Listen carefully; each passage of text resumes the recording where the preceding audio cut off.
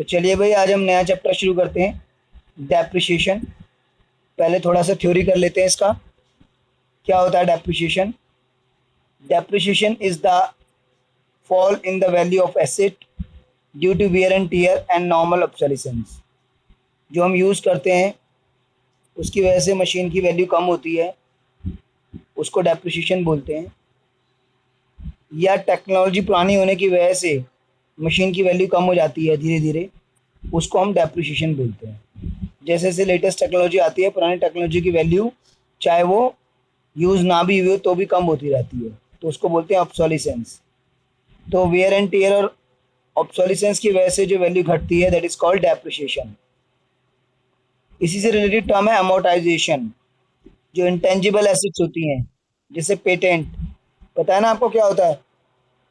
जब हम किसी टेक्नोलॉजी को अपने नाम पे रजिस्टर्ड करवा लेते हैं, दैट इज कॉल्ड पेटेंट। तो धीरे धीरे पेटेंट की वैल्यू खत्म होती रहती है। जैसे 10 लाख का पेटेंट है 10 साल का, तो एवरी ईयर वन लाख खत्म होता जाएगा। तो that is called amortization, gradual and systematic writing of intangible asset over its estimated useful life। फिर डिप्लेशन पढ़ा था हमने। डिप्लेशन होता है आपका जो जहाँ पर हम मतलब एक्सट्रैक्ट करते हैं मटेरियल को और वैल्यू कम होती रहती है। जैसे कोयले की खान, सोने की खान, क्वेरी, माइन।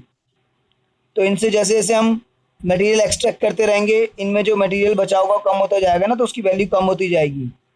तो depletion is a measure of exhaustion of wasting assets such as extraction of material from quarry, mine etcetera. फिर इसके बाद नेक्स्ट इंपॉर्टेंट है इसमें कॉजेज ऑफ डेप्रिसिएशन। तो दो मेन कॉजेज हैं, wear and tear and obsolescence. Book में एक और लिखा है डेप्रिसिएशन, ओ सॉरी, एक्सीडेंट, लेकिन मेन कॉजेज क्या है? Wear and tear and obsolescence. Sorry. Objectives of depreciation. Objectives क्या है डेप्रिसिएशन लगाने के? क्यों हम डेप्रिसिएशन लगाते हैं? करेक्ट प्रॉफिट लॉस निकालने के लिए, क्योंकि जो हमारी मशीनरी यूज अप हो रही है उसकी वैल्यू कम हो रही है, तो वो भी तो हमें कंसीडर करनी चाहिए ना प्रॉफिट लॉस निकालते समय। तो करेक्ट प्रॉफिट लॉस निकालने के लिए हम ऐसा करते हैं। True and fair financial position को शो करने के लिए हम ऐसा करते हैं। कॉस्ट ऑफ प्रोडक्शन, हम निकाल रहे हैं कि प्रोडक्शन करने में कितना खर्चा हुआ, तो वहाँ पे जो मशीन यूज हो रही है वो खर्चा भी लगाना ज़रूरी है। रिप्लेसमेंट के लिए फंड्स जब हमें चाहिए, 10 साल बाद मशीन ख़राब हो जाएगी तो उसको उसकी जगह नई मशीन लानी है, रिप्लेस करना है, फंड चाहिए। तो डेप्रिसिएशन के जब हम डेप्रिसिएशन चार्ज करेंगे तो हमें पता होगा कि हमारी मशीन की वैल्यू इतनी इतनी कम हो रही है, तो हम साथ साथ प्रोविज़न भी करते चलेंगे उसके लिए, ताकि हम उसको रिप्लेस कर सकें। तो इसलिए डेप्रिसिएशन लगाना ज़रूरी है। और लीगल प्रोविजंस को कंप्लाई करने के लिए भी डेप्रिसिएशन लगाना ज़रूरी है।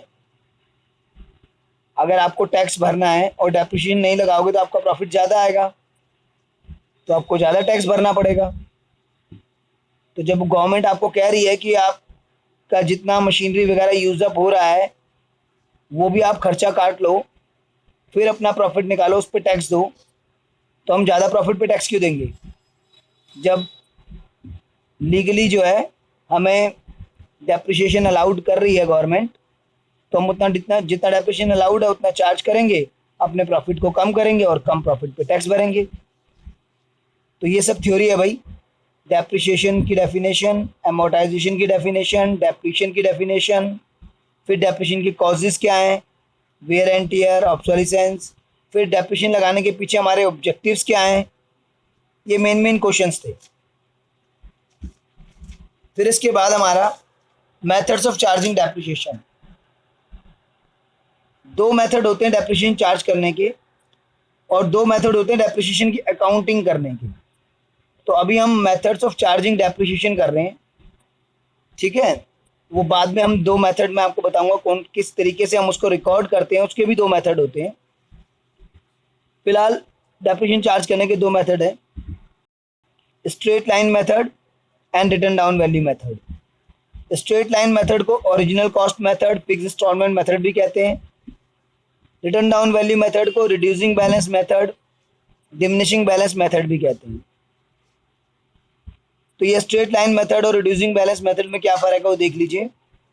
1 लाख की मशीनरी है, 10% स्ट्रेट लाइन है, और यहाँ पे WDV में 1 लाख की मशीनरी है, 10% WDV है। तो देखिए 10% स्ट्रेट लाइन है तो 1 लाख का 10% हो गया 10,000। तो फर्स्ट ईयर भी 10,000 का डेप है, तो 1 लाख में से 10,000 गया तो 90 बच गया। सेकेंड ईयर भी 10,000 का डेप है, तो 90 में से 10 गया तो 80 बच गया। थर्ड ईयर भी 1 लाख का 10% 10,000, तो फिर 70 बच गया। तो एवरी ईयर हम ओरिजिनल कॉस्ट पे ही 10% लगा रहे हैं, इसीलिए straight line method, original cost method, fix instalment method इसका नाम है। और रिटर्न डाउन वैल्यू मेथड में हम क्या करते हैं, जो 10% लगाते हैं नेक्स्ट वैल्यू का लगाते हैं। 1 लाख की मशीनरी है, आपने 10% लगाया 10,000, तो 90,000 की बच गई। फिर 10% लगाओगे 90,000 का 9,000, तो 81,000 की बच जाएगी। फिर 81,000 का 10% लगाओगे 8100, तो 72,900 की बच जाएगी। दोनों में डिफरेंस क्या है, इसमें हर बार 1 लाख का 10% लग रहा है, और इसमें फर्स्ट टाइम 1 लाख का 10%, फिर जो नेक्स्ट वैल्यू है उसका 10%, फिर जो नेक्स्ट वैल्यू है उसका 10%। तो इसलिए ये रिड्यूसिंग बैलेंस मेथड या रिटर्न डाउन वैल्यू मेथड कहलाता है। ठीक है। अच्छा, स्ट्रेट लाइन मेथड में कई बार डेप्रिसिएशन परसेंटेज में ना देके इस तरीके से खुद कैलकुलेट करना होता है।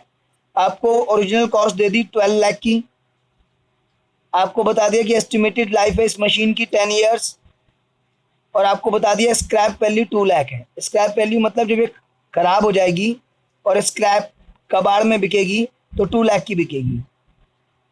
तो ये फार्मूला लगा देते हैं, total cost minus scrap value upon में estimated life. Total cost 12 lakh थी, स्क्रैप वैल्यू 2 लाख थी, एस्टिमेटेड लाइफ 10 ईयर्स थी, तो 12 लाख माइनस 2 लाख अपॉन में 10, तो ये हो गया आपका 1 लाख एवरी ईयर। तो ये एनुअल डेप है। तो स्ट्रेट लाइन मेथड में परसेंटेज में ना देके जब ऐसे देता है तो ये फार्मूला लगा देते हैं, total cost minus scrap value upon में एस्टिमेटेड लाइफ।